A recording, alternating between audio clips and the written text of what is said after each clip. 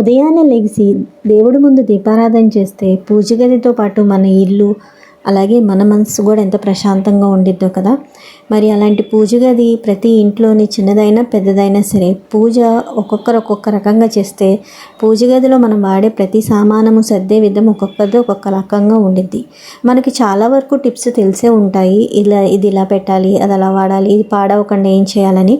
ఈరోజు అయితే టిప్స్ కాకుండా పూజ గదిలో కొన్ని ఆర్గనైజింగ్ విషయాల గురించి మాట్లాడుకుందాము. పాడయ్యే విషయాలు కాదు కానీ ఆర్గనైజింగ్ ఎలా చేసుకోవాలనేది దాని గురించి మాట్లాడుకుందాము. ప్రతి పూజ గదిలో పువ్వులు లేనిదే పూజ అవ్వదు కదా.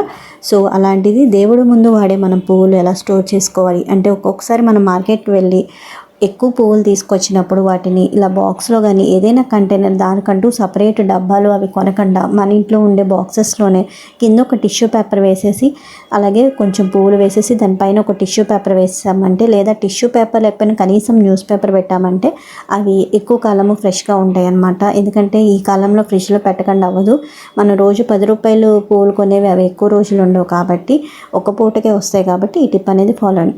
మనం పూజ సామాన్ కడగడానికి చాలా రకాల టిప్స్ వాడి ఉంటాం కదా. ఈసారి ఈ టిప్ అనేది ట్రై చేయండి. ఈ టిప్ కనుక వర్కౌట్ అవ్వకపోతే కనుక నాకు వెంటనే కామెంట్ చేయండి, మీరు చెప్పిన విషయం అస్సలు వర్కౌట్ అవ్వలేదని. సో నేను నా పద్ధతి మార్చుకుంటాను. ఈ టిప్ అనేది నేను ఎప్పటి నుంచో చేస్తూనే ఉన్నానండి. మనకి మీరా షాంపూ ఉండేది కదా, అది కూడా ఎల్లో కలర్ది. అందులో కొంచెం నిమ్మకాయ రసం వేసి మనం పూజ సామానం కనుక తోమామంటే అవి ఎంత తెల్లగా వస్తాయంటే మనము కొత్త దానిలో మెరుస్తాయి అన్నమాట. కాకపోతే స్టీల్ స్క్రబ్ వాడండి. మిగతా వేరే స్క్రబ్ కాకుండా స్టీల్ స్క్రబ్ వాడి వాటిని క్లీన్ చేశారంటే తెల్లగా వస్తాయి. ఎల్లో కలర్ మీరా షాంపూ అయితేనే పనిచేసేది. సో ఎప్పుడు మన ఇంట్లో ఏదైనా బేకింగ్ సోడా కానీ లేకపోతే వేరే ఏ వస్తువు లేకపోతే ఇలా షాంపూతో కూడా మనం యూజ్ చేయొచ్చు అనమాట. నేను ఒకేసారి ఎప్పుడైనా మార్కెట్కి వెళ్ళినప్పుడు ఇలాంటి పువ్వొత్తులు కానీ లేకపోతే నార్మల్ వత్తులు కానీ ఎక్కువ తీసుకొస్తాను. సో అవి నా పూజ కోసం ఏంటంటే ఒక డబ్బాలో నెయ్యి కానీ నూనె కానీ వేసేసి ఇలా స్టోర్ చేసుకుంటాను. దీపారాధన చేసేటప్పుడు టైం అనేది సేవ్ అవ్వడానికి. చాలామందికి పెద్ద పూజ గది ఉన్న చిన్న చిన్న పూజ గదులు ఉన్న ఇల్లులు కూడా చాలా వరకు ఉంటాయి.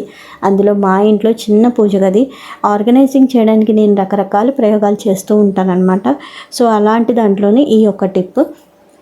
పూజ సామానం అంటే పూజ చేశాక సామానం తీసేసి నేను ఈ ప్రమిదలు కానీ ఇలాంటివన్నీ స్టోర్ చేయడానికి ఒక కంటైనర్ పెట్టుకొని అది మూత పెట్టుకొని పక్కన పెట్టేస్తాను అనమాట. సో నాకు ఎప్పుడైతే పూజ చేసుకోవాలనుకుంటున్నానో లేకపోతే నెక్స్ట్ డేట్ తోమడానికి కానీ లేకపోతే పూజకు కానీ అవసరమైనప్పుడు ఇలా తీసుకొని పెట్టుకుంటాను.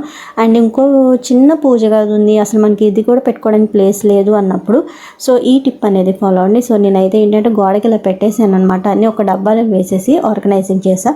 సో ఇందులో నేను చెప్పిన టిప్స్ మీకు అందరికీ యూస్ఫుల్ అని అనుకుంటున్నాను.